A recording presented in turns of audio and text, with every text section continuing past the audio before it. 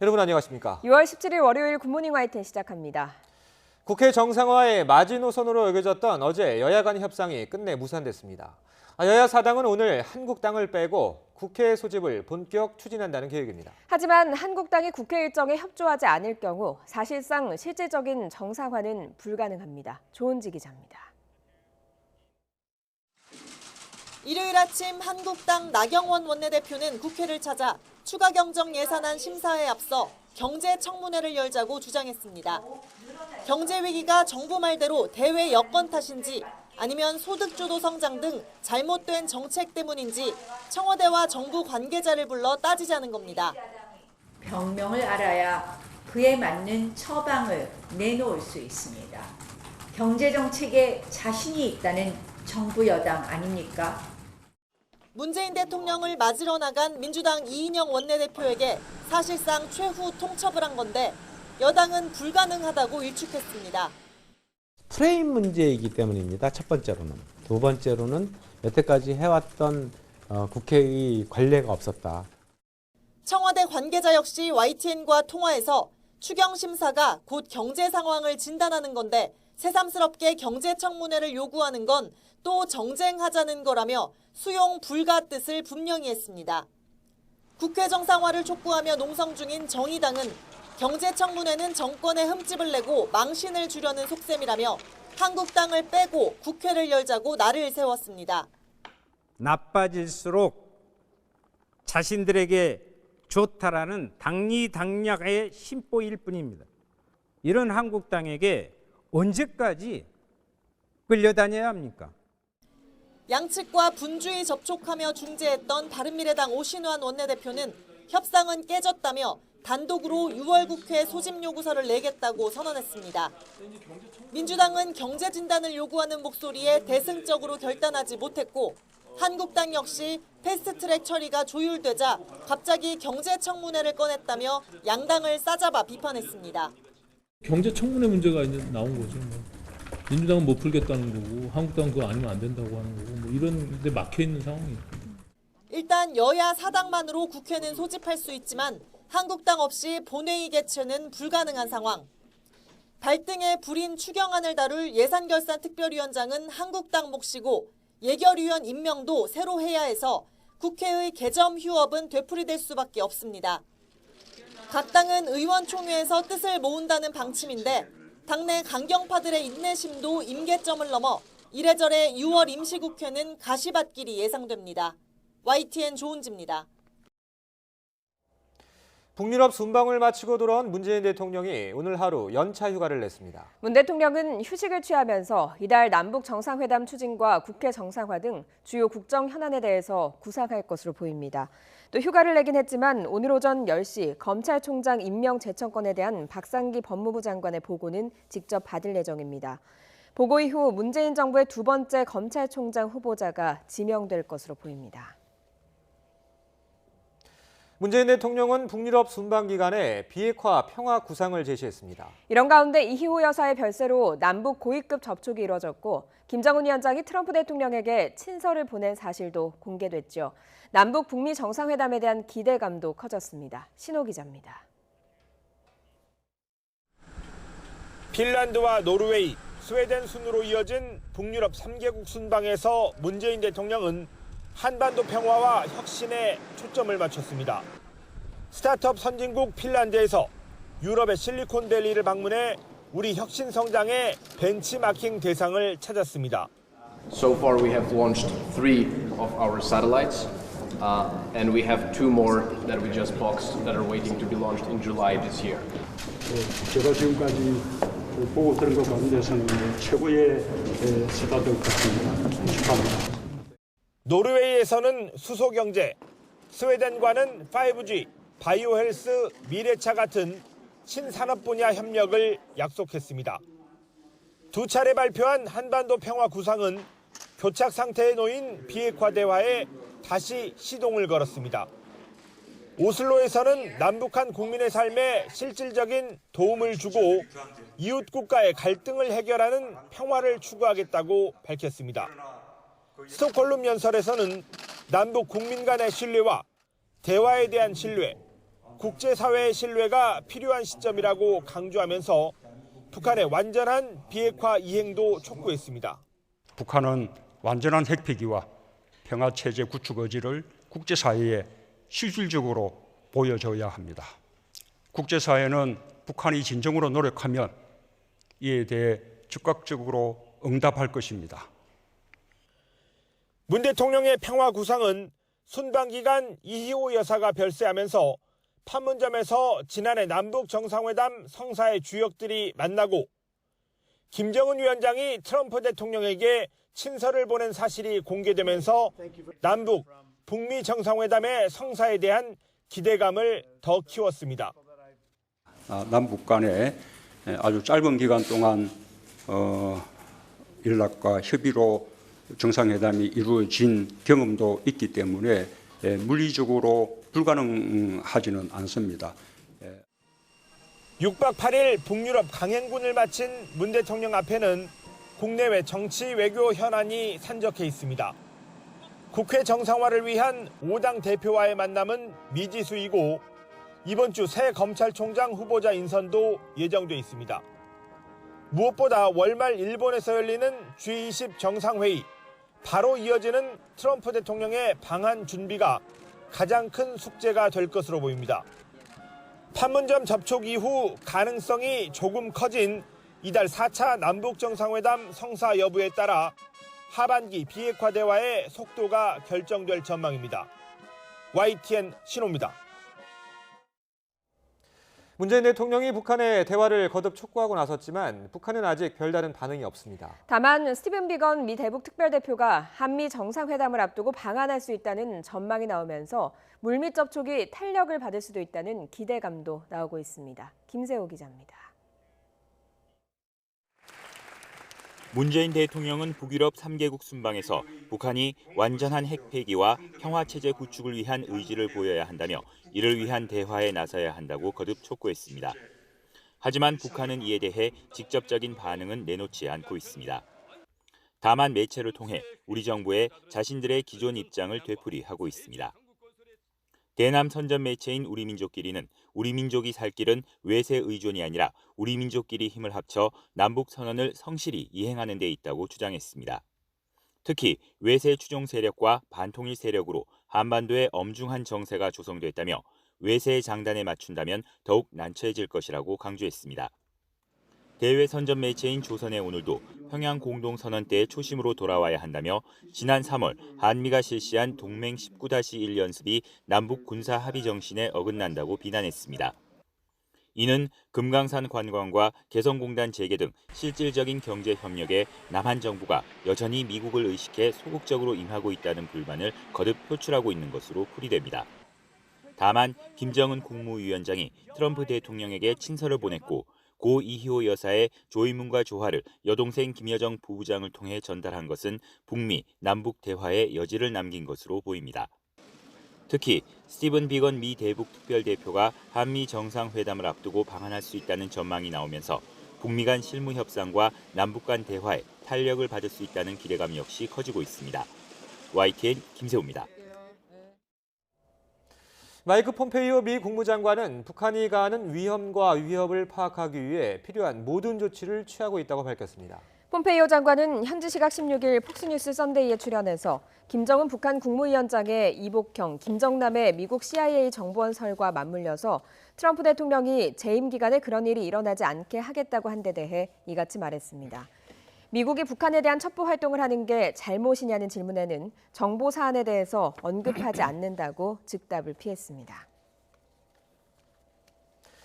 20세 이하 월드컵 축구대회에서 사상 처음으로 준우승을 차지한 국가대표팀이 잠시 후 인천공항을 통해 금이 환영합니다. 공항에 도착해 언론과의 간단한 귀국 인터뷰가 예정돼 있는 대표팀은 이후 서울 시내 한 호텔로 이동해 잠시 휴식을 취한 뒤 낮 12시부터 서울시청 앞 서울광장에서 열리는 공식 환영 행사에 참석합니다.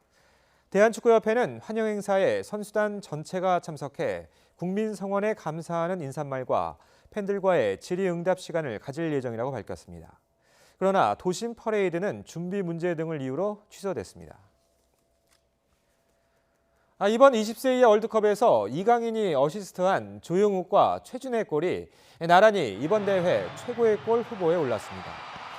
피파가 결승전에 앞서 홈페이지에 후보 득점 16골을 공개했는데 조용욱이 세네갈과 8강전에서 연장전에 터뜨린 역전골과 최준이 에콰도르와 4강전에서 완성한 결승골이 포함됐습니다. 두 골은 모두 이강인의 도움으로 기록된 골로 최고의 골은 팬투표를 통해 선정될 예정입니다. 이번에 한국 축구의 새 역사를 쓴 우리 대표팀 선수 대부분은 K리그 유소년 축구단 출신입니다. 끝까지 포기하지 않고 준우승을 일군 이 대표팀의 활약은 미래의 이강인, 이광현 선수를 꿈꾸는 축구 꿈나무들의 새 희망이 됐습니다. 나혜인 기자가 취재했습니다.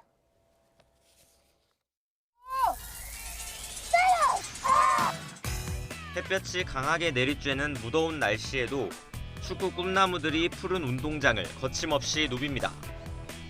적게는 6살부터 많게는 12살인 어린 선수들. 아직 공을 다루는 모습은 서툴지만 연습에 집중하는 눈빛은 대표팀 못지않습니다. 새 역사를 만든 대표팀 형들의 활약은 어린 꿈나무들에게 큰 울림을 줬습니다. 우리나라가 3대1로 지고 있었음에도 불구하고 저희가 끝까지 포기하지 않았던 점에 되게 칭찬하고 싶어요. 형들이 잘하는데 지고 있어도 끝까지 뛰는 모습을 배우고 싶었어요. 밤잠을 설치며 대표팀을 응원했던 아이들은 형들이 보여준 열정에 아직 흥분이 가시지 않은 모습이었습니다. 과거 메시와 호날두에 열광했던 아이들은 이제 이강인과 이광현 선수 같은 대표팀 선배들을 닮고 싶다고 한 목소리로 외칩니다. 누가 제일 닮고 싶어요? 이강인 선수요. 막내이기도 한데 열심히 하는 투지하고 그런 모습이 좋아서. 어떤 선수가 제일 좋아요? 조용욱이요. 드리블 치는 거랑 스피드가 빠른 게 부러워요. 사상 처음으로 국제축구연맹 피파 주간대회 준우승이라는 새 역사를 쓴 20세 이하 대표팀. 전체 21명 가운데 한국에서 유소년 교육을 받은 선수는 19명에 달합니다. K리그 유소년 축구 시스템이 한국 축구의 든든한 버팀목이라는 게 다시 한번 입증된 겁니다. 8년 뒤에 지금 선수들이 하지 못했던 우승을 할 수 있는 선수들이 한 명이라도 나왔으면 더 좋겠고요. 아쉽게 놓친 우승. 하지만 마지막 순간까지 멈추지 않았던 형들의 도전은 이제 동생들의 꿈이 됐습니다. 형들, 8년 뒤에 저희가 우승하겠습니다. 화이팅! 화이팅! YTN 나혜인입니다. 다음 달 광주에서는 세계 수영 선수권 대회가 열립니다. 정부는 태극 전사들을 향한 축구 열기가 이번 수영 대회로도 이어질 수 있도록 모든 역량을 집중하기로 했습니다. 추은호 기자입니다. 국무총리 주재로 매주 열리는 국정현안 점검 조정회의. 지난주 회의에서는 광주 세계 수영 선수권 대회 준비 상황 점검이 첫 번째 안건으로 올랐습니다. 개막까지 한 달이 채 남지 않은 동안 완벽하게 준비가 마무리될 수 있도록 부처별로 할 수 있는 모든 역량을 집중하기로 했습니다. 대회 준비는 차질 없이 진행되고 있지만 아직은 대회 분위기가 뜨겁게 달아오르지 않고 있다는 것이 고민입니다. 준비는 잘 돼 갑니다. 다만 입장권 판매가 아직 44%를 조금 넘는 정도입니다. 정부와 조직위원회는 홍보를 강화하시고 각 부처와 공공기관 직원들께서 경기를 많이 관람해 주시기 바랍니다. 대회 시설과 운영 인력 그리고 안전대책 등의 대회 준비는 착실하게 진행되고 있습니다. 5개 경기장은 곧 완공될 예정이고 선수들이 머물 선수촌도 마무리 작업이 한창입니다. 자원봉사자와 지원요원 등 3,800여 명의 운영 인력을 투입할 준비도 차질 없이 이뤄지고 있습니다. 도심 경관 정비와 투어 코스 개발, 문화예술 프로그램의 제공 등 국내외 관람객을 맞을 준비도 착착 진행되고 있습니다. 안전한 대회를 위해 정부는 대테러 훈련과 생물테러 대비 훈련을 실시했고 감염병과 식음료 안전 대책 그리고 폭염 대책도 마련했습니다. 정부는 경기장이 가득 찰 수 있도록 학생들의 단체 관람과 주민 응원단을 구성하는 등 대회 참여 분위기를 확산하는 데 힘을 쏟기로 했습니다. YTN 추은호입니다. 네, 주말 동안 쾌청한 여름 날씨가 이어졌죠. 오늘도 심한 더위 없이 이맘때 여름 날씨를 보이겠습니다.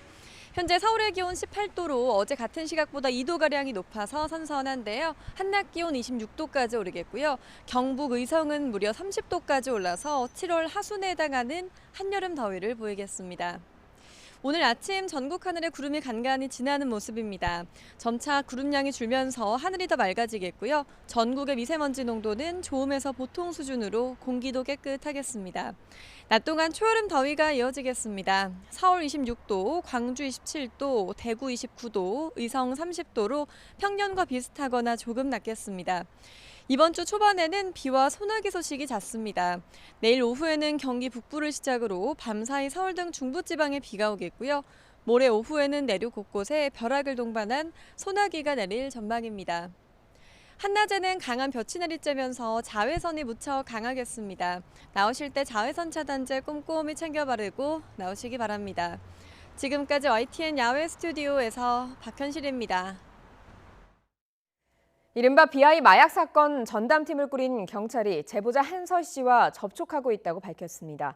경찰은 우선 한 씨를 조사하고 양현석 전 YG 대표의 소환 여부도 결정할 계획입니다. 차유정 기자의 보도입니다. BI 마약 사건 전모를 규명할 핵심 인물은 공익 제보를 통해 의혹을 처음 제기한 한서희 씨입니다. 현재 해외 체류하고 있는 한 씨는 SNS를 통해 본인 심경을 밝혀왔습니다. 경찰도 최근 한 씨를 접촉해 귀국 시점과 소환 일정을 조율하고 있다고 밝혔습니다. 경찰이 한 씨를 상대로 우선 확인해야 할 부분은 BI의 마약 구매 의혹입니다. 3년 전 경찰은 마약 거래를 시도하는 한 씨와 BI의 카톡 대화 내용을 확보했습니다. 그러나 한 씨가 조사받았을 당시 BI에게 마약을 전달하지 않았다고 진술했다면서 단서가 없다는 이유로 사건을 내사 종결했습니다. 부실 수사 의혹까지 제기되자 경찰은 BI 전담팀을 꾸렸습니다. 경찰은 한 씨의 진술을 들어보고 사실관계가 달라진 부분이 있다면 본격 수사에 나서겠다는 방침입니다. YG 측이 한 씨에게 BI의 마약 혐의를 부인할 것을 회유하고 협박했는지도 규명해야 할 부분입니다. 한 씨 측은 YG 양현석 전 대표가 자신을 협박했고 경찰 유착이 의심된다면서 관련 의혹을 국민권익위원회에 공익신고했습니다. 경찰은 한 씨가 귀국하는 대로 불러 조사한 뒤 BI와 양현석 전 YG 대표에 대한 소환 여부도 결정할 방침입니다. YTN 차유정입니다. 전 남편을 살해한 고유정의 범행 동기는 여전히 미궁에 빠져 있지만 추측할 만한 정황이 추가로 나왔습니다.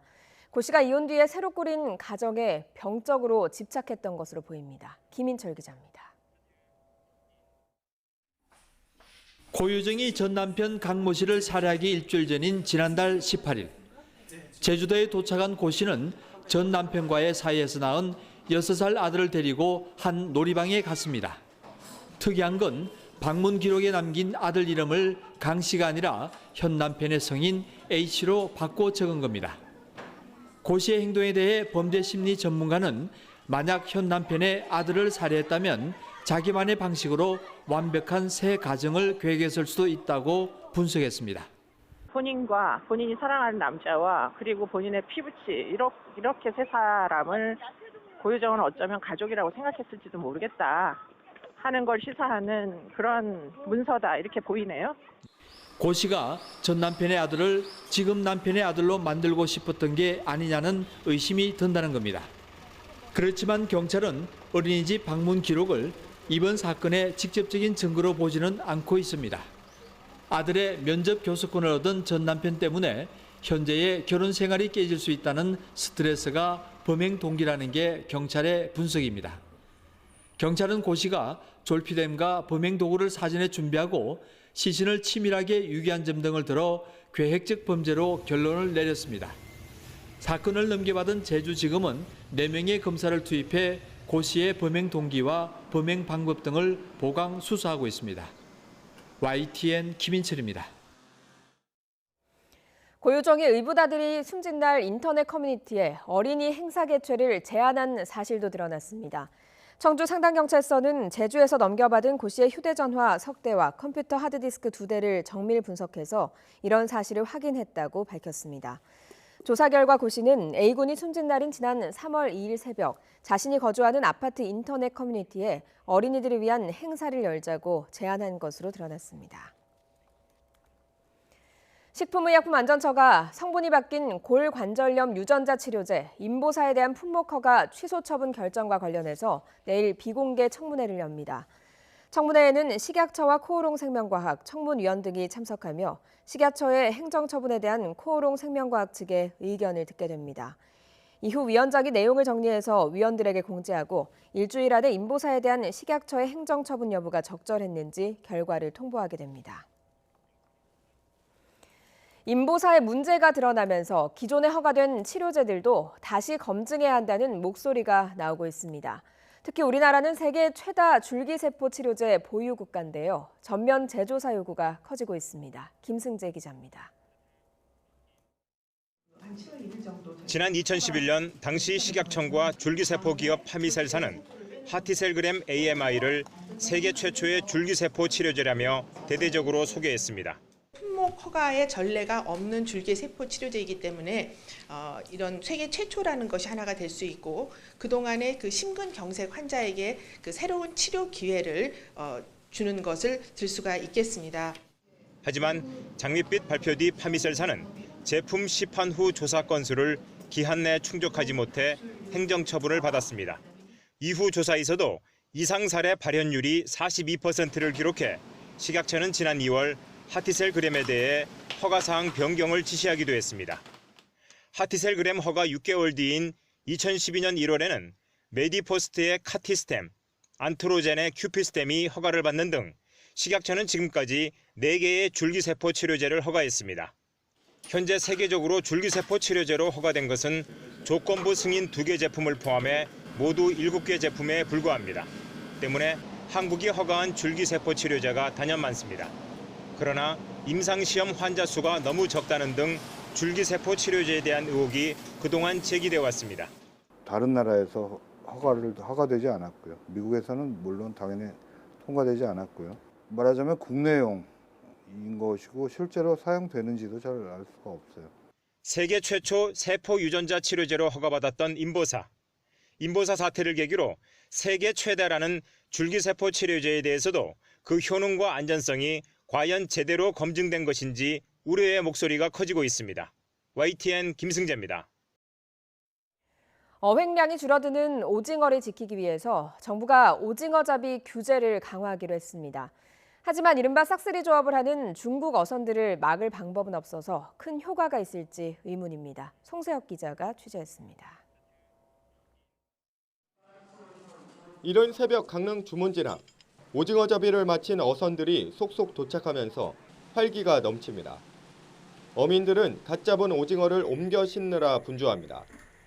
하지만 내년부터는 이맘때 이런 풍경을 보기 어려울 수도 있습니다. 오징어잡이 규제를 강화한 법 개정안이 입법 예고됐기 때문입니다. 오징어 금어기를 4월부터 6월까지로 한 달 더 연장하고 포획 금지 몸 길이는 기존 12cm에서 19cm 이하로 확대하는 내용입니다. 4년 새 오징어 어획량이 4분의 1 수준까지 급감하면서 씨가 마를 수 있다는 위기감이 반영된 겁니다. 문제는 오징어가 동중국해에서 동해 북부와 오호츠크해까지 회유하는 어종이어서 국내 규제만으로는 오징어 자원 보호의 효과를 기대하기 어렵다는 겁니다. 실제로 오징어 이동 길목인 동해 북한 수역에서 중국 어선들은 싹쓸이 조업을 하고 있습니다. 동해 북한 수역에 들어간 중국 어선은 지난해 2,100여 척에 이어 올해도 이미 940척이 넘었습니다. 이 시기는 지금 오징어들이 북상하는 이제 시기거든요. 그러면 중국 배들이 다 대기하고 있는데 그 배들한테 갖다 주는 것밖에 안 되지. 하지만 정부는 뾰족한 대책을 찾지 못하고 있습니다. 북한 수역은 저희 그 한중 어업협정 대상 지역이 아니기 때문에 그쪽은 제한을 할 수가 저희들이 관할권이 미치지를 못하잖아요. 해양수산부는 북한, 중국 등과 계속 협의한다는 계획이지만 여전히 미온적이어서 성과가 있을지는 미지수입니다. YTN 송세혁입니다. 우리나라의 농약 사용량이 선진국보다 10배 이상 많은 것으로 나타났습니다. 반면 곡물 자급률은 꼴찌 수준이었습니다. 천상규 기자입니다. 유엔 식량농업기구 FAO의 자료를 보면 1헥타르, 즉 1000제곱미터당 국내 농약 사용량은 2016년 기준으로 무려 11.8kg에 달했습니다. 세계 최대 농업 생산국인 미국의 2.6kg보다 5배 가까이 많았고 호주의 1.1kg에 비해서는 10배가 넘었습니다.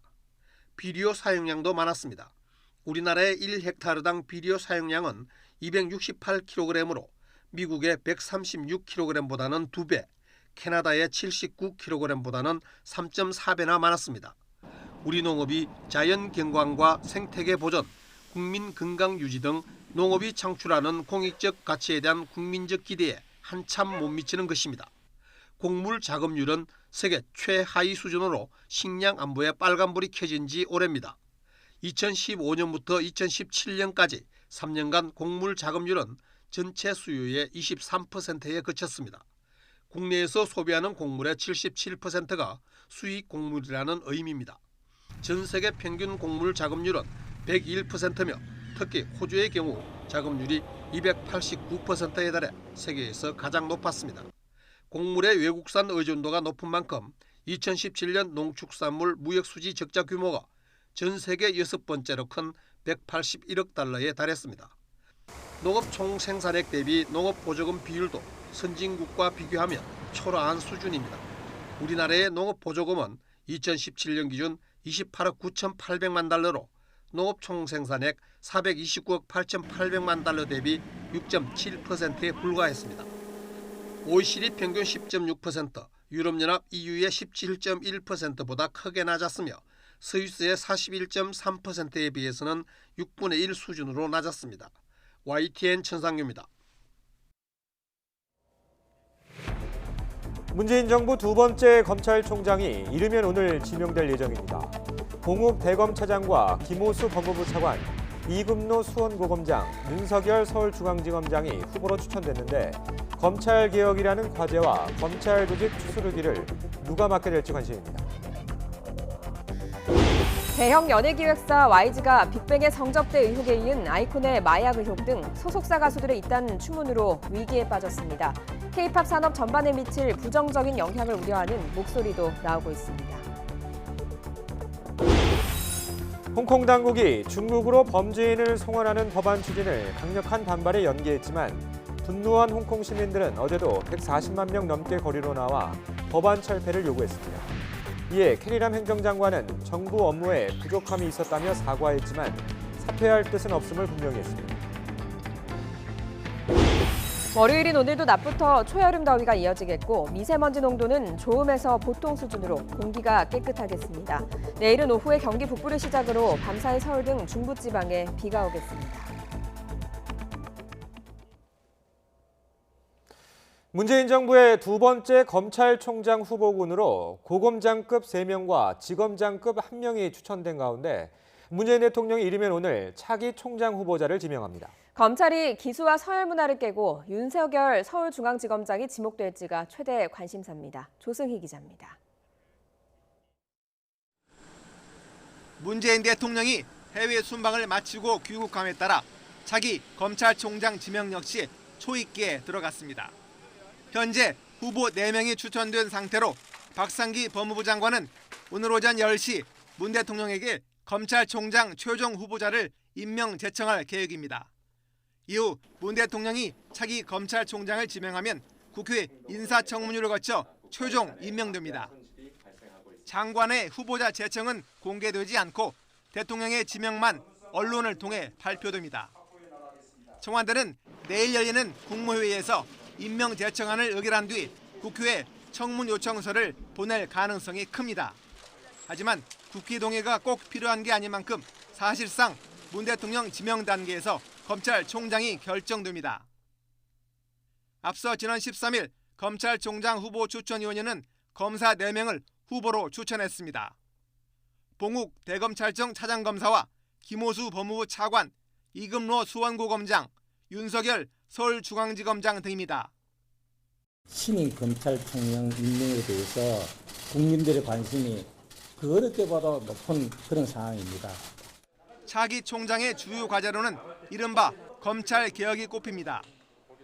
문 대통령의 공약이기도 한 검찰 개혁 방안은 검경 수사권 조정과 고위공직자 비리수사처 관련 법안으로 현실화됐고 현재 국회 패스트트랙에 지정됐습니다. 하지만 이를 두고 내부 반발도 감지되는 만큼 차기 총장은 현 정부와 검찰 조직 사이에서 균형을 잡을 수 있는 인물이 낙점될 것으로 보입니다. YTN 조승입니다. 문재인 대통령의 국정수행 지지율이 다시 50% 선에 근접했습니다.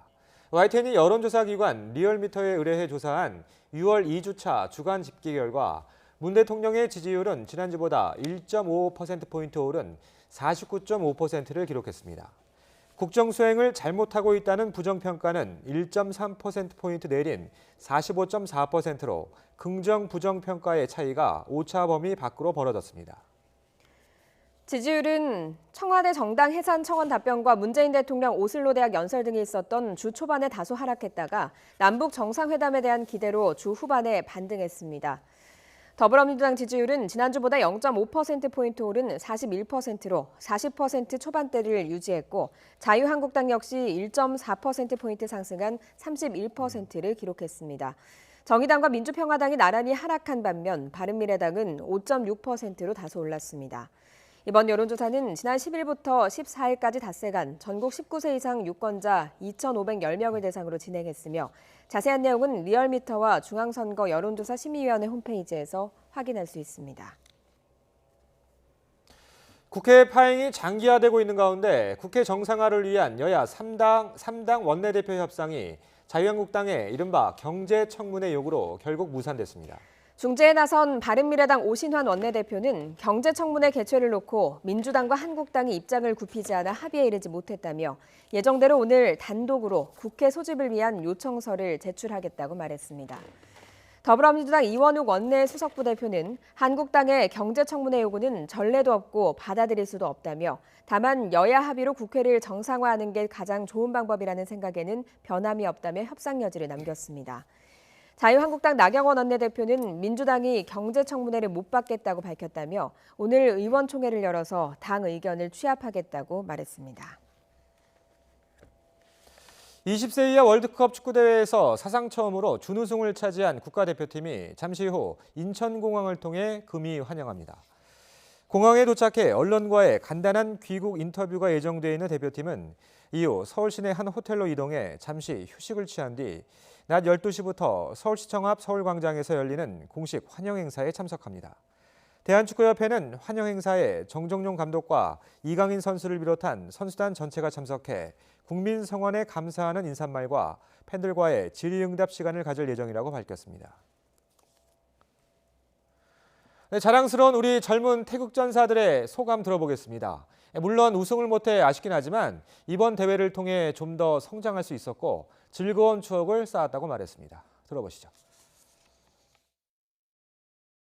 비록 짧은 시간이었지만 후회 없는 경기를 한 것 같고 일단 결과 이렇게 나와서 많이 아쉽지만 저희는 성장할 수 있는 기회가 되었고 저희가 앞으로 더 성장할 수 있다는 자신감을 이번 대회에서 많이 가져올 수 있었던 것 같아요.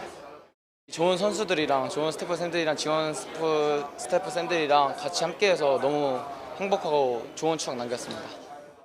형들과 그렇게 재밌게 보내고 2년 동안 진짜 힘들게 준비했잖아요. 이렇게 좋은 결승까지 와서 할 수 있어서 진짜 코칭 스태프분들도 그렇고 형들한테 너무 감사하죠.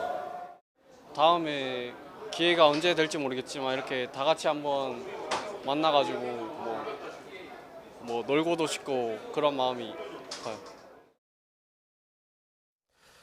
대표팀을 이끈 정정용 감독도 열심히 뛰어든 선수들에게 찬사를 보냈습니다.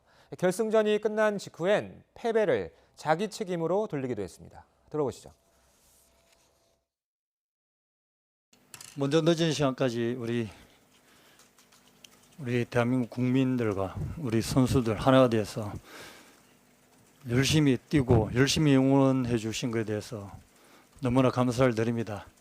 이때까지 올라온 것에 대해서 스스로가 자긍심을 충분히 가질 수 있다고 저는 그렇게 생각하고, 다만 마무리가 조금의 오게티가 있었지만 그래도 최선을 다했기 때문에 저 지도자 입장에서는 너무 감사하고, 우리 선수들이 이제 한국 축구에 향후 5년 안에 10년 안에 자기 포지션에서의 최고의 자리로 아마 있을 거라고 생각하고, 기회가 된다면 좀 더 큰 무대를 또 충분히 접했으면 좋겠다는 생각이 들고요. 이른바 BI 마약 사건 전담팀을 꾸려서 재조사에 나선 경찰이 공익 제보자 한서희 씨와 접촉 중이며 한 씨가 귀국하는 대로 진술을 확보할 방침이라고 밝혔습니다. 경기 남부지방경찰청은 최근 외국에 체류 중인 한 씨와 연락이 닿고 있으며 귀국 뒤 조사 시기를 조율하고 있다고 밝혔습니다. 경찰은 조만간 한 씨의 진술을 들어본 뒤 BI와 양현석 전 YG 대표에 대한 소환 조사 여부도 검토할 계획이라고 말했습니다. 소속 가수들의 이딴 추문으로 YG 엔터테인먼트는 위기에 빠졌습니다. 일각에서는 K-팝 전반에 부정적인 영향을 미칠 것을 우려하는 목소리도 나오고 있습니다. 최두희 기자입니다. 자신을 향한 의혹이 번지자 수치스럽고 치욕적인 말들이 사실처럼 이야기되고 있다며 모든 직책에서 사퇴한 YG의 수장 양현석. 양현석의 사퇴에도 불구하고 YG의 앞날이 순탄할지는 미지수입니다. 걸그룹 블랙핑크의 선전에도 불구하고 승리가 연관된 버닝썬 게이트로 타격을 입은 대표그룹 빅뱅에 이어 이번엔 차세대 성장 동력으로 꼽혔던 보이그룹이 줄줄이 의혹에 거론됐기 때문입니다. 우선 보이그룹 아이콘은 마약 의혹에 연루된 리더 BI의 탈퇴로 활동에 빨간불이 켜졌습니다. 다른 보이그룹 위너는 멤버 이승훈이 BI의 마약 투약 사건 무마 의혹에 휩싸인 상태입니다. YG 측은 이승훈을 둘러싼 의혹을 일축했지만 수사 추이에 따라 위너의 향후 활동에 차질이 생길 가능성도 배제할 수 없게 됐습니다. 이런 가운데 진술 번복 외압 의혹이 제기된 양현석 전 YG 대표에 대한 경찰 조사도 불가피한 상황입니다. 별다른 의혹이 없는 YG 소속 가수들을 향해선 YG에서 나오라고 하는 일부 팬들의 요구가 이어지고 있습니다. 빅뱅 승리의 버닝썬 성접대 사건에 이어 YG 소속 가수들의 마약 의혹까지 일면서 K-팝 산업에 대한 위기로 번질 수 있다는 우려도 나옵니다. 단순한 YG 문제라기보다는 K-팝 전체와 관련된 어떤 그런 이미지 제고 또는 K-팝이 가지고 있는 그런 문제점들을 해소되지 않으면 K-팝이 명실상부한 어떤 그런 글로벌 문화로서의 어떤 발돋움하는 데 상당히 장애가 될 거라고 생각합니다. 앞서 미국의 CNN은 최근 YG 소속 가수의 마약 관련 의혹을 다루며 K-팝이 세계에서 인기가 높지만 일부 부정적인 관심도 늘고 있다고 지적했습니다. YTN 최두입니다. 가정폭력 피해자들은 그 굴레에서 벗어나기가 힘든 게 우리의 현실입니다. 숨거나 이혼을 해도 보통 가해자들은 쫓아다니면서 끊임없이 괴롭히고 있는데요. 위기에 처한 피해자들을 보호하기 위한 장치는 허술하기만 합니다. 송재인 기자의 보도입니다. 지난해 10월 47살 이모 씨는 3년 전 이혼한 전 남편의 손에 무참히 살해당했습니다. 6번이나 거처를 옮겨봤지만 전 남편은 이 씨 차량의 위치 추격기까지 몰래 달고 집요하게 쫓아다녔습니다. 엄마의 동선을 일단 모두 파악을 하고 있었던 것 같아요. 왜냐면 그게 새벽 시간에는 일반 사람이 그 시간대에 나가진 않잖아요. 이 씨는 이혼 전에 접근 금지 명령을 신청해봤지만 남편은 이를 어기고 주변을 맴돌았습니다. 명령을 어겨도 최대 500만 원의 과태료가 물리기 때문에 별다른 구속력이 없는 실정입니다. 과태료 처분에 그치기 때문에 가해자는 내가 접근금지 위반을 해도 처벌을 받지 않네 하면서 다른 대책들도 도움이 안 되긴 마찬가지입니다. 이혼 뒤 집을 옮겨 숨더라도 상대방이 자녀를 자기 집으로 전입시키거나 양육권 소송을 내면 주소가 곧바로 노출됩니다. 주거지 조회를 막는 제도가 있지만 먼저 남편을 폭력 혐의로 고발해야 하는 등 신청 조건이 까다로워 이용에 제약이 많습니다. 주민등록 열람을 제한하기 위해서는 쉼터에 입소한 확인서를 제출하거나 경찰에 가정폭력 사건으로 신고를 해서 사건화를 해야 되는 요건이 충족돼야 됩니다. 가해자 처벌의 소극적인 가정폭력처벌법도 문제로 꼽힙니다. 경찰이 내릴 수 있는 응급조치 유형에 현행범 체포는 들어가 있지 않은 게 대표적인 경우입니다. 현장에 출동해도 폭력 행위를 제지하거나 가해자와 피해자를 분리 조치할 수 있을 뿐입니다. 가정 내에서 발생하는 사건이고 그리고 또 부부간 또는 뭐 가족 간에 발생한다는 특수성이 있기 때문에 반면 미국에서는 가정폭력범을 의무적으로 체포하고 접근 금지 명령을 어기면 재판에 넘길 수 있습니다. 가해자에 대한 어떤 성행위 규정을 통한 가정의 유지가 아니라 피해자를 더 보호하는 조치로의 목적이 조금 더 있어야 되는 거 아닌가. 지난해 가정폭력을 당한 여성은 모두 2만 7천 명. 불안의 굴레에 갇힌 피해자들을 위한 강력한 보호제도가 절실합니다. YTN 송재인입니다. 네, 쾌청한 날씨 속에 다소 더운 주말이었죠. 다시 한 주가 시작되는 오늘도 25도를 웃도는 초여름 더위가 계속됩니다. 오늘 서울 낮 기온은 26도, 대전은 28도까지 오르겠고 경북 의성은 30도까지 크게 높아지겠습니다. 오늘 이른 새벽 중부 지역에는 빗방울이 조금 떨어지기도 했는데요. 낮에는 차차 하늘이 맑아지겠습니다. 공기도 깨끗하겠습니다. 전국의 미세먼지 농도 좋음에서 보통 단계를 보이겠습니다. 맑고 깨끗한 하늘 속에 볕도 강하게 내리쬐겠습니다. 오늘 전국의 자외선 지수가 높음에서 매우 높음 수준을 보이겠습니다. 출근길에 자외선 차단에도 꼼꼼히 신경 쓰셔야겠습니다. 이번 주에는 초여름 더위 속에 비나 소나기 예보가 잦습니다. 내일 오후에 경기 북부를 시작으로 밤에는 서울 등 그 밖에 중부 지역에 비가 확대되겠습니다. 모레 새벽에 비가 그치겠지만 모레 오후에는 대기가 불안정해 내륙 곳곳에 한 차례 요란스러운 소나기가 내리겠습니다. 이후 주말 사이에도 또 한 차례 전국에 비가 오겠습니다. 이번 주도 심한 더위는 없겠습니다. 아침에는 선선한 날씨를 보이겠고요. 낮에는 25도를 웃돌면서 초여름 더위가 지속될 것으로 예상됩니다. 날씨 정보였습니다. 홍콩 당국이 범죄인 인도 법안 추진 연기를 발표했지만 분노한 홍콩 시민들의 반대 집회는 계속됐습니다. 140만여 명이 검은 옷을 입고 나와 완전한 법안 철회를 요구했습니다. 김태현 기자의 보도입니다. 범죄인 인도 법안 일명 송환법의 추진이 연기되며 파업이 철회됐지만 홍콩 시민들은 다시 거리로 나왔습니다. 30도에 가까운 무더위 속에 흰옷 대신 검은 옷을 입었고 저항의 상징인 우산을 펼쳐들었습니다. 시민들은 빅토리아 공원 등에 모여 중국 송환 반대, 복통은 없었다, 시위대 공소 취하 등의 구호를 외치며 행진을 벌였습니다. 법안 연기가 아닌 완전한 철회와 행정수반인 캐리람 행정장관의 사과를 요구했습니다. Why she had not withdrawn the bill to avoid confrontation? Why she sent out police to suppress peaceful demonstrators? This is for Carrie Lam to answer. Only when Carrie Lam apologized, withdraw the bill, and step down, will Hong Kong people end all of our protests. 시민들은 법안 추진 과정에서 친중국 성향을 그대로 드러낸 행정수반을 성토했습니다. 2014년 우산혁명 당시 정무장관이었던 캐리 람은 강경한 시위 대응으로 이후 중국의 지원을 받아 결국 행정장관에 올랐습니다.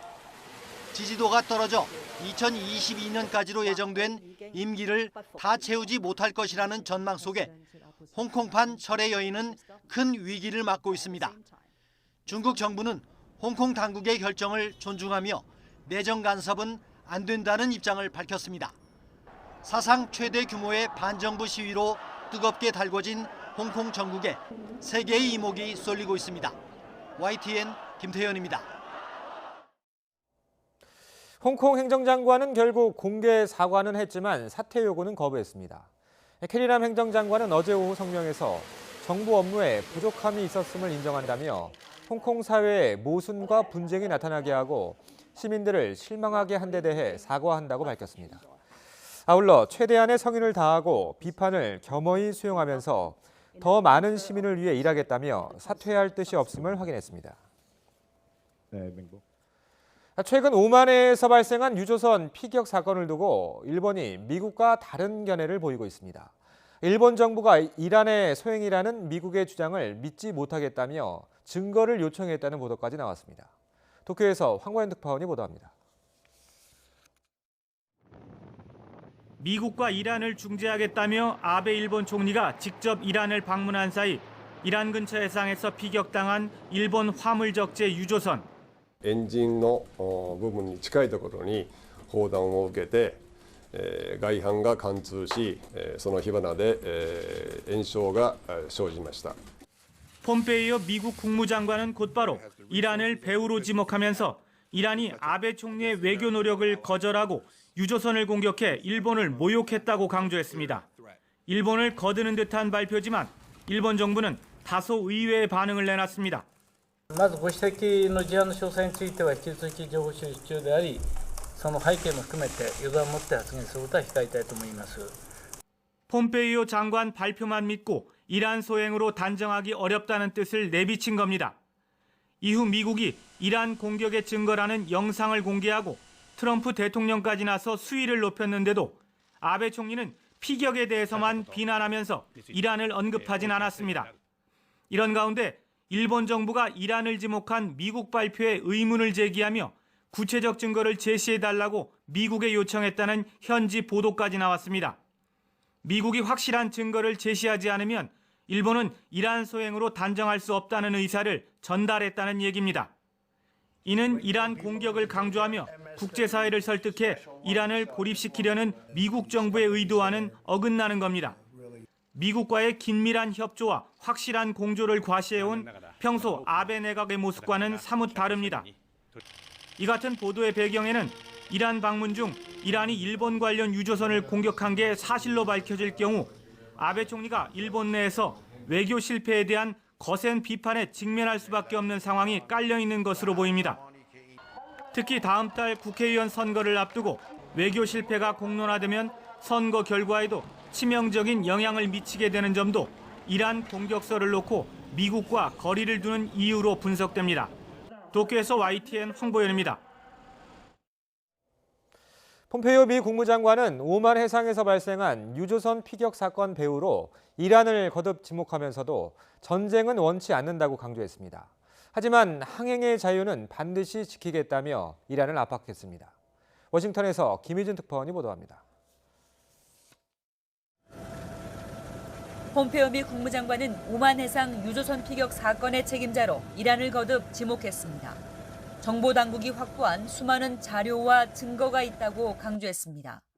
하지만 이란과의 전쟁은 원치 않는다는 입장을 분명히 했습니다. President Trump has done everything he can to avoid war. We don't want war. We've done what we can to deter this. 다만 석유 수송 등을 위한 항행의 자유를 반드시 확보하겠다고 강조했습니다. 이란이 중동산 원유의 주요 수송로인 호르무즈 해협 봉쇄를 위협한 것에 대응하겠다는 취지입니다. That we're going to guarantee freedom of navigation throughout the Straits. This is an international challenge. This is important to the entire globe. The United States is going to make sure that we do take all the actions necessary. 그러면서 동맹국들의 전화를 걸어 이번 위협에 대한 공감대를 얻었다고 밝혔습니다. 이어 한국과 중국, 일본 등이 이란산 크루드 오일 수입 의존도가 매우 높다는 점을 거론했습니다. 이들 국가가 이란이 자국 경제와 국민에 미치는 위험을 알게 된다면 미국에 동조할 것이라고 말했습니다. 이란은 결코 핵무기를 갖지 못할 것이고 이것이 목표라고도 환기했습니다. 미국 정부가 이란과의 전쟁 가능성은 일축했지만 압박과 그에 대한 반발이 이어지며 긴장은 계속되고 있습니다. 워싱턴에서 YTN 김희준입니다. 멕시코 이민당국이 넉 대의 트럭을 타고 북쪽 미국 국경으로 향하던 이민자 790여 명을 적발했습니다. 멕시코 이민청은 멕시코만에 접한 동부 베라크루스주에서 넉 대의 화물 트럭 진칸에 나눠 탄 채 이동하던 이민자 791명을 붙잡아 이민자 보호시설로 이송했다고 밝혔습니다. 트럭 운전자들은 현장에서 체포돼 당국의 조사를 받고 있습니다.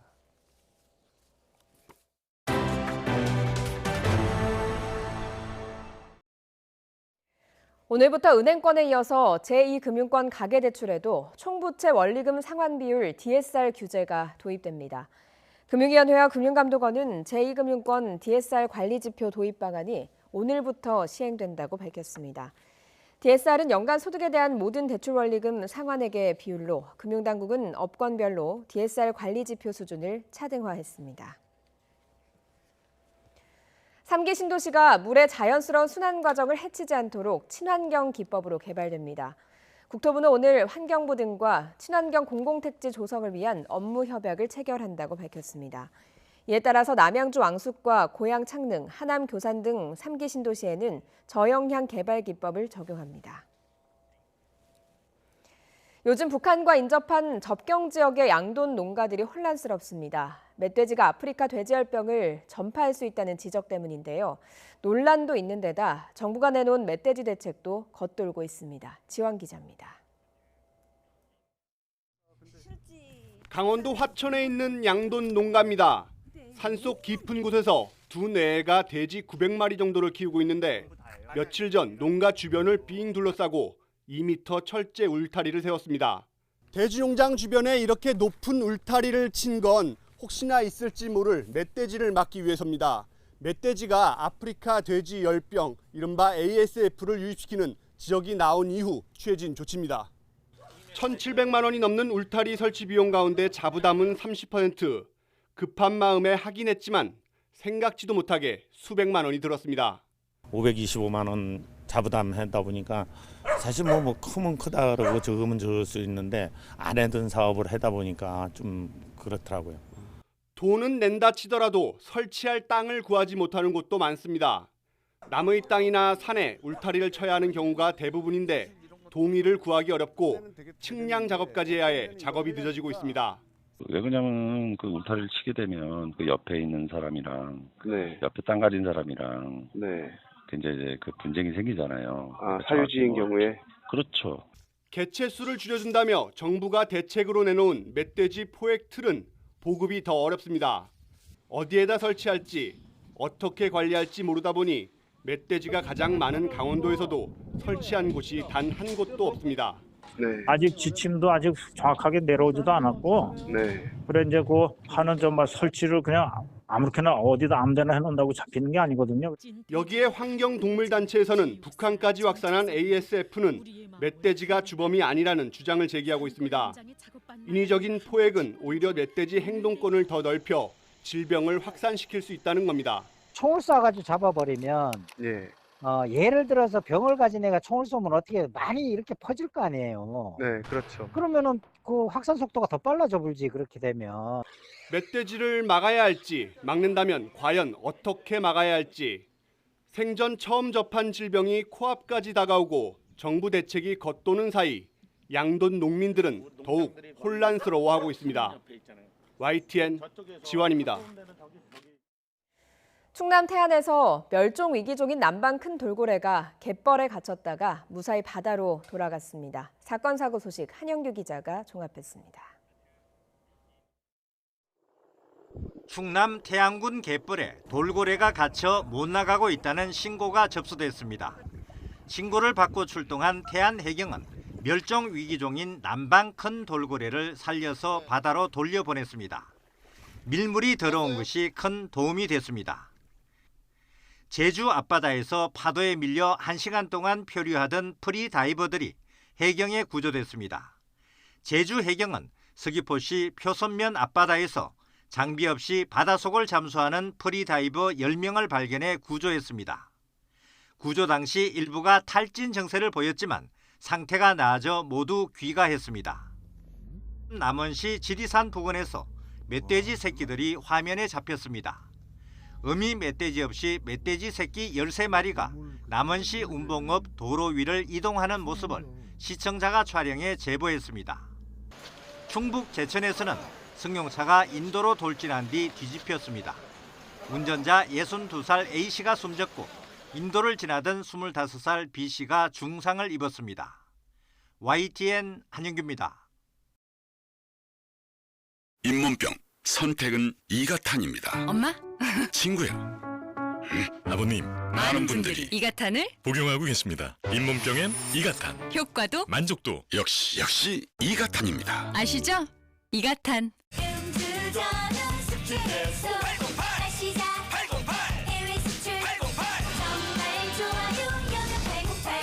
신제품 여명천사.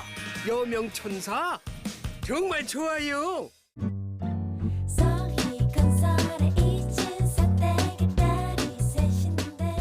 서희건설.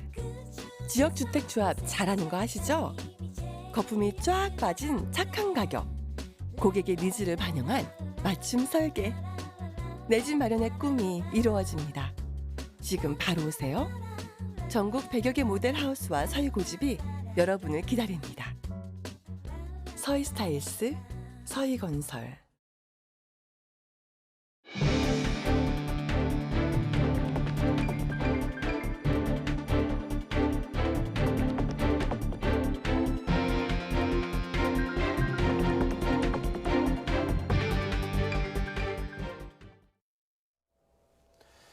(20세) 이하 월드컵에서 사상 첫 준우승을 차지한 우리 대표팀이 조금 전인 오전 7시쯤 인천공항을 통해 귀국했습니다.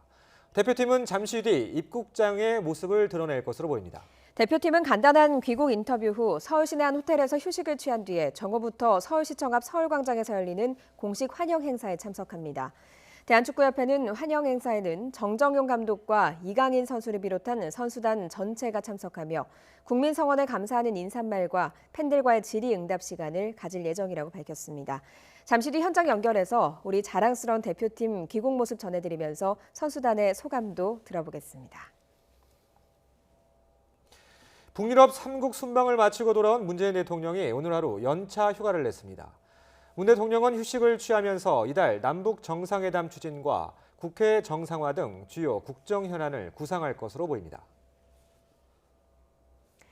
이르면 문재인 정부 두 번째 검찰총장이 누가 될지 오늘 드러낼 것으로 보입니다. 박상기 법무부 장관은 오늘 오전 10시 문 대통령에게 검찰총장 최종 후보자를 임명 제청한 계획입니다. 앞서 검찰총장 후보 추천위원회는 봉욱 대검찰청 차장검사와 김호수 법무부 차관, 이금노 수원고검장, 윤석열 서울중앙지검장 등 4명을 후보로 추천했습니다. 국회 정상화를 위한 여야 3당 원내대표 협상이 자유한국당의 이른바 경제청문회 요구로 결국 무산됐습니다. 중재에 나선 바른미래당 오신환 원내대표는 경제청문회 개최를 놓고 민주당과 한국당이 입장을 굽히지 않아서 합의에 이르지 못했다며 예정대로 오늘 단독으로 국회 소집을 위한 요청서를 제출하겠다고 말했습니다. 더불어민주당 이원욱 원내수석부 대표는 한국당의 경제청문회 요구는 전례도 없고 받아들일 수도 없다면서 다만 여야 합의로 국회를 정상화하는 게 가장 좋은 방법이라는 생각에는 변함이 없다며 협상 여지를 남겼습니다. 자유한국당 나경원 원내대표는 민주당이 경제청문회를 못 받겠다고 밝혔다며 오늘 의원총회를 열어서 당 의견을 취합하겠다고 말했습니다. 방탄소년단이 이틀 동안 부산에서 팬미팅 공연을 열었습니다. 그런데 표를 예매하고도 까다로운 신분 검사 탓에 공연을 보지 못한 팬들이 주최 측과 현장에서 마찰을 빚었습니다. 백종규 기자입니다. 이틀 동안 방탄소년단의 팬미팅 공연이 열린 부산 아시아드 경기장 앞. 응원봉을 든 팬들이 문이 굳게 닫힌 공연장 앞에 모여 항의를 이어갑니다.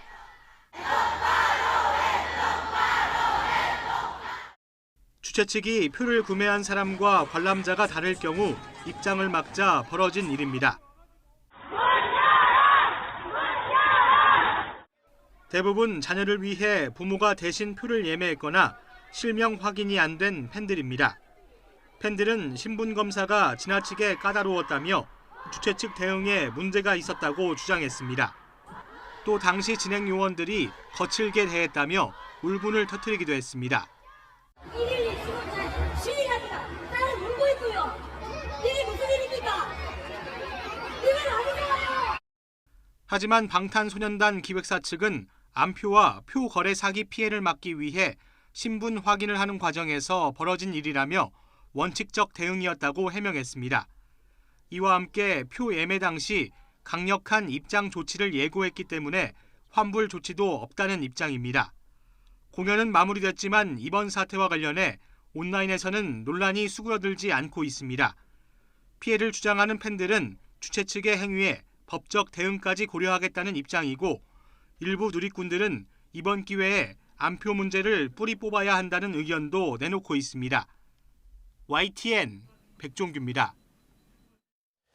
어젯밤 11시 26분쯤 전북 김제시 봉남면 호남고속도로 순천 방향 149km 지점에서 28인승 관광버스가 25톤 화물차를 들이받고 논으로 굴러떨어졌습니다.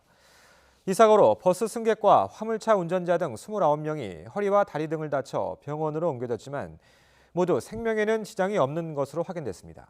경찰과 소방서 측은 관광버스와 화물차 운전기사를 불러 조사하고 차량 블랙박스 등을 분석해 정확한 사고 원인을 밝힐 계획입니다. 어제 오후 7시 50분쯤 경기 평택시 비전동에 있는 주택에서 불이 나 10여 분 만에 진화됐습니다. 이 불로 42살 이모 씨 등 2명이 다리에 화상을 입어 병원에서 치료를 받았고 집 내부가 타면서 소방서 추산 3천여만 원의 재산 피해가 발생했습니다. 경찰과 소방서 측은 이 씨 등을 상대로 정확한 화재 원인을 조사하고 있습니다. 로봇이 상품을 설계하고 인공지능 컴퓨터가 제품의 하자 여부를 판독하는 장면, SF 영화에서 많이 나왔던 모습들이죠. 5세대 5G 네트워크가 확산하면서 실제로 제조업 등 산업 현장에서 이런 첨단 공정이 본격적으로 상용화될 것으로 보입니다. 김현우 기자입니다. 컨베이어 작업대 위로 자동차 부품이 줄지어 지나갑니다. 제품을 살피는 건 사람의 눈이 아닌 카메라. 한 번에 24장의 사진을 찍는 1200만 화소의 고성능 카메라가 사람을 대신합니다. 이렇게 찍은 사진은 5G 망을 타고 시차 없이 서버로 전송됩니다. 서버의 인공지능, AI 기술이 순식간에 사진을 판독해 제품의 결함을 찾아냅니다. 제품 생산의 모든 과정이 5G 망으로 연결돼 자동으로 이루어지는 공장, 스마트 팩토리입니다. 증강현실 안경을 통해 설비와 부품 정보 등을 실시간 확인할 수도 있습니다. 이 모든 것이 고용량 데이터를 시차 없이 전송할 수 있는 5세대 5G 망 때문에 가능해졌습니다. 공정상의 유연성을 확보하는 부분이 있고요. 두 번째는 제조 공장에서 나오는 여러 가지 데이터를 효과적으로 분석해서 생산성을 높이는 부분이 있습니다. 거대한 조선소의 관제나 공정관리 등 5G 기반의 로봇 시스템이 상용화를 앞두고 있습니다. 데이터 전송에 시간 지연이 없는 초저지연과 초연결성이 강점인 5G 기반의 스마트 팩토리 상품은 오는 3분기 출시됩니다. 오는 2030년이면 5G 기반 제조업에서 15조 원 이상의 가치를 창출할 것으로 전망됩니다. 스마트 팩토리는 기존 제조 영역과 ICT와의 융합을 가장 핵심으로 보고 있습니다. 대한민국 제조업에 변화를 가져올 중요한 기회로 보고 있습니다. 이처럼 5G를 기반으로 하는 4차 산업혁명이 성과를 내기 위해서는 규제 완화와 지원 정책 마련이 과제로 남아 있습니다. YTN 김현우입니다. 40대 남성 취업자가 27년여 만에 가장 큰 폭으로 줄었지만 5, 60대 여성 취업자는 크게 늘어난 것으로 나타났습니다. 통계청 자료를 보면 지난달 40대 남성 취업자는 4월에 이어 2달 연속으로 지난해 같은 달보다 11만 5천 명가량 줄어들었습니다. 지난 1991년 12월 이후 27년여 만에 낙폭이 가장 큰 것으로 40대 남성 고용률도 1.3%포인트 하락한 91%로 집계됐습니다. 해당 연령대 인구가 줄어드는 상황에서 제조업 부진까지 겹쳤기 때문으로 분석됩니다.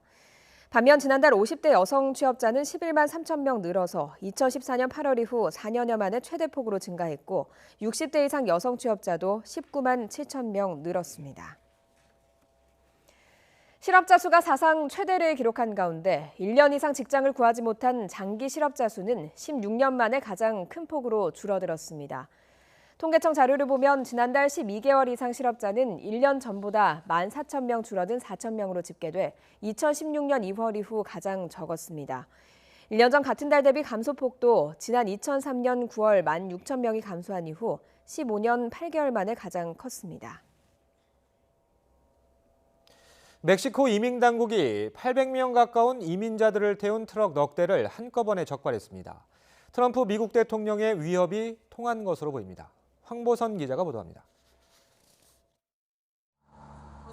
트럭 넉 대가 멕시코 이민청 단속 요원들에게 적발됐습니다. 각 트럭에 200명 안팎이 타고 있었습니다. 어린이들도 많습니다. 멕시코를 거쳐 미국으로 가던 온두라스, 엘살바도르, 과테말라 등 중미 3개국 출신 이민자들입니다. 밀폐된 짐칸 안에서 탈수 등으로 생명을 위협받지만 가난과 범죄를 피해 아메리칸 드림을 쫓는 행렬은 끊이지 않고 있습니다. 이처럼 800명 가까운 이민자들을 한꺼번에 잡아들이기는 처음. 멕시코 당국이 단속 요원과 군인 등 1000여 명을 동원해 대대적인 단속을 벌인다는 트럼프 미국 대통령의 압박이 작용한 것으로 보입니다. 트럼프 대통령은 멕시코가 이민자 흐름을 저지하지 않으면 관세를 부과하겠다고 위협했고, 멕시코는 남북 국경의 보안을 강화하기로 지난 7일 미국과 합의했습니다. 양국은 합의 뒤 45일에 지난 시점에 멕시코의 불법 이민 저감 대책이 실효를 거두는지 평가할 방침이라 미국의 관세 부과 위협은 다시 재현될 가능성이 있습니다. 멕시코 정부 내에서는 트럼프 미국 대통령의 위협에 국경 보안을 강화하는 정책을 두고 갈등이 불거지기도 했습니다. 토나티우 기엔 이민청장은 정부가 불법 이민에 강경히 대응하자 지난 14일 사임했습니다. YTN 황보선입니다. 이스라엘 총리의 부인이 공금 유용 혐의로 벌금형을 선고받았습니다. 관저에 요리사를 두고도 공금으로 1억 원 상당의 외부 음식을 사들였다는 건데 때 아닌 구설에 올랐습니다. 조수연 기자입니다. 네타냐후 총리의 부인인 사라 여사가 예루살렘 법원으로 들어섭니다. 공금 유용 혐의로 기소돼 재판에 넘겨진 겁니다. 검찰 공소장에 따르면 사라 여사는 지난 2010년부터 2013년 전속 요리사가 있음에도 1억 2천만 원 상당의 외부 음식을 공금으로 사들였습니다. 총리 관저에 요리사가 근무할 경우 외부 음식 주문을 금지하는 나라법을 어겼다는 혐의입니다. 당초 검찰은 사라 여사에게 중형에 해당하는 사기와 배임 혐의도 적용했습니다. 하지만 유죄를 인정함으로써 협상을 거쳐 형량을 조정하는 플리바겐 제도에 따라 징역형은 면했습니다. This result was achieved through a plea bargain in which she admits and pays a fine of 55,000 shekels. 이번 공판으로 그동안 여러 차례 논란을 빚어온 사라 여사의 호화스러운 소비 행태가 다시금 도마 위에 오르고 있습니다. 그렇지 않아도 법적인 문제에 휘말린 네타냐후 총리에게 구설수가 하나 추가된 셈입니다. 앞서 지난 2월 이스라엘 검찰은 네타냐후 총리를 비리 혐의로 기소할 방침을 발표했습니다.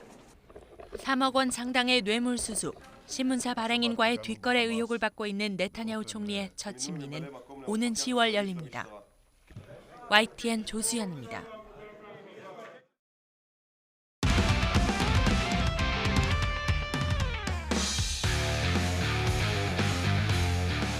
스포츠 뉴스입니다. 프로축구 FC 서울이 88번째 슈퍼매치에서 라이벌 수원 삼성을 꺾고 최근 7경기 무패 행진을 이어갔습니다. 서울은 홈 경기에서 오스마르와 페시치가 나란히 2골씩을 터뜨린 데 힘입어 수원 삼성을 4대2로 물리치고 최근 7경기 무패 행진과 함께 슈퍼매치 15경기 연속 무패 행진을 이어갔습니다. 상주 상무는 제주와 홈 경기에서 전반에만 4골을 기록하는 집중력으로 4대2 대승을 거뒀습니다. 프로야구 두산이 안타 1개 없이 상대 폭투와 사사구로만 한 이닝에 5점을 뽑으며 승리를 챙겼습니다.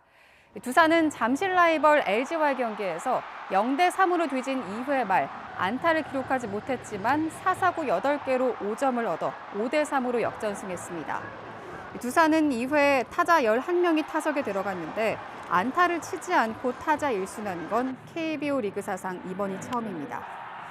선두 SK는 안타 13개를 몰아치며 NC를 3연패에 몰아넣었고 KT는 연장 10회 강백호의 결승타로 삼성을 꺾고 6위로 올라섰습니다. 지난주 아쉽게 10승 달성에 실패했던 류현진 선수가 잠시 후 8시 시즌 10승에 재도전합니다. 올해 류현진이 9승 중 6승을 따낸 다저스 홈 경기로 상대는 시카고 컵스입니다. 김상익 기자입니다. 파죽의 7연승 행진에 제동이 걸린 류현진이 다시 시즌 10승 사냥에 나섭니다.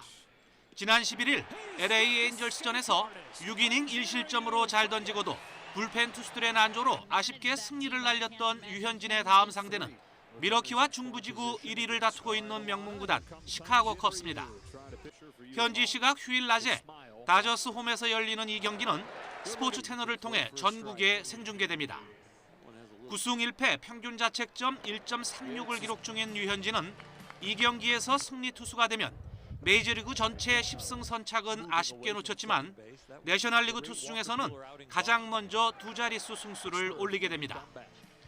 한국인 선수로는 박찬호, 김병현에 이어 세 번째로 메이저리그 개인 통산 50승도 동시에 달성합니다.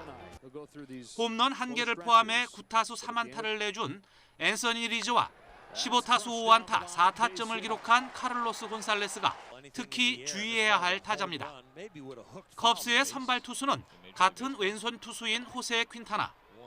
올 시즌 4승 6패, 평균 자책점 3.89에 평범한 성적을 올리고 있어 불붙은 다저스 타선을 막기는 쉽지 않을 전망입니다. 한편 가능성이 커지고 있는 다음 달 10일 류현진의 생애 첫 올스타전 선발 등판을 위해선 올스타전 이틀 전으로 예정돼 있는 전반기 마지막 등판 일정이 조정될 수 있다는 전망이 나왔습니다. 투수 보호를 위해 올스타전 직전 경기에 등판한 투수는 올스타전에 출전할 수 없게 한 메이저리그 규정 때문에 다저스 로버츠 감독이 말을 아끼고 있지만 정규리그 등판 로테이션을 곧 조정할 가능성이 점쳐지고 있습니다. YTN 김사혁입니다. 네, 새롭게 한 주가 시작되는 오늘도 맑은 하늘 속에 초여름 더위가 계속됩니다. 낮 동안 25도를 웃돌면서 덥겠는데요. 서울은 26도, 경북 의성은 30도까지 높아지겠습니다. 현재 위성 모습입니다. 하늘에 구름이 다소 끼어 있는 모습인데요. 낮부터는 이 구름대가 걷히면서 맑은 하늘이 드러날 것으로 보입니다. 공기질도 깨끗하겠습니다. 전국의 미세먼지 농도 좋음에서 보통 단계를 보이겠습니다. 맑고 깨끗한 하늘 속에 볕도 강하게 내리쬐겠습니다. 전국의 자외선 지수가 높음에서 매우 높음 수준까지 오르겠습니다. 오늘 나오실 때 자외선 차단제도 꼼꼼하게 발라주셔야겠습니다. 현재 기온은 어제 아침과 비슷합니다. 서울 기온이 18.4도, 강릉 17.1도, 대구 19도로 시작하고 있는데요. 낮 기온도 어제와 비슷하겠습니다. 서울의 한낮 기온이 26도까지 오르겠고요. 안동과 대전, 춘천 28도, 대구 29도, 광주는 27도까지 오르겠습니다. 이번 주에는 초여름 더위 속에 비나 소나기 예보가 잦겠습니다. 내일 오후에 경기 북부를 시작으로 밤 사이에는 서울 등 그 밖의 중부 지역에 비가 오겠습니다.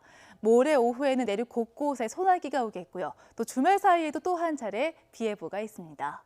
날씨 정보였습니다. 잠시 후 8시 굿모닝 YTN 2부가 이어집니다.